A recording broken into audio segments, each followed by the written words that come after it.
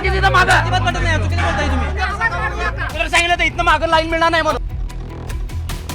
मुंबईत गॅस संकटाच्या पार्श्वभूमीवर आता सायबर गुन्हेगारांनी नवी मोडस ऑपरेंडी वापरायला सुरुवात केली आहे.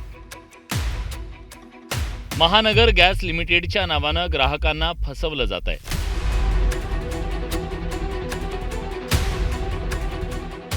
डोंबिवलीतील एका महिलेला अशा प्रकारे फसवण्यात आलं. महानगर गॅसचं बिल अपडेट नाही, कनेक्शन बंद होईल असा मेसेज आल्यानं त्यांनी दिलेल्या नंबरवर संपर्क साधला.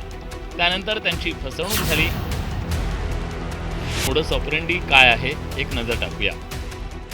सायबर गुन्हेगार ग्राहकांना फोन किंवा SMS करतात. गॅस कनेक्शन बंद होईल अशी बतावणी करतात. 10-20 रुपये ऑनलाईन पेमेंट करण्याची सूचना करतात. पेमेंटसाठी बोगस लिंक ग्राहकांना पाठवली जाते. लिंक ओपन करताच मोबाईल हॅक होतो आणि बँक अकाउंटमधली रोकड लंपास होते.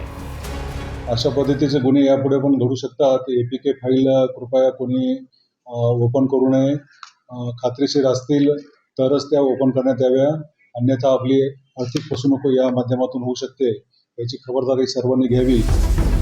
डोंबिवलीच नाही तर मुंबईतील विलेपार्ले, पार्कसाईड, वडाळा आणि बोरिवली या भागामध्ये अशा प्रकारे ग्राहकांची फसवणूक करण्यात आली.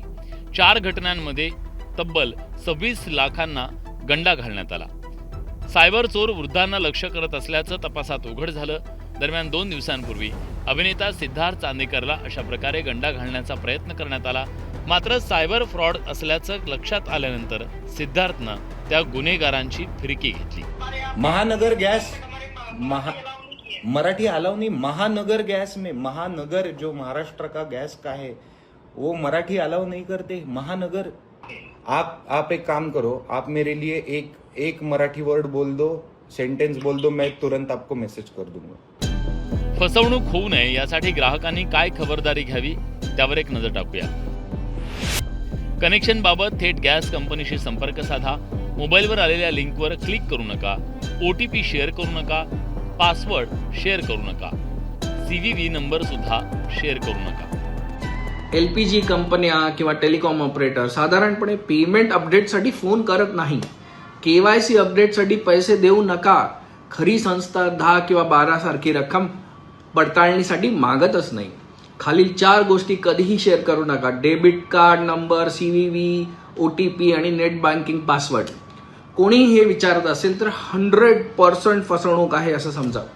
अनोळखी पेमेंट लिंकवर क्लिक करू नका. फसवे लोक बनावट पेमेंट गेटवे किंवा UPI लिंक वापरतात. जागतिक स्तरावर गॅस पुरवठा कमी होण्याच्या चर्चांमुळे नागरिक आधी चिंतेत आहेत. अशा परिस्थितीत या भीतीचा फायदा घेत सायबर गुन्हेगारांनी या संकटातही फसवणुकीला सुरुवात केली आहे. त्यामुळे ग्राहकांनी अधिक सतर्क राहून आपली फसवणूक टाळणं गरजेचं आहे. संतोष गोरे, न्यूज 18 मराठी.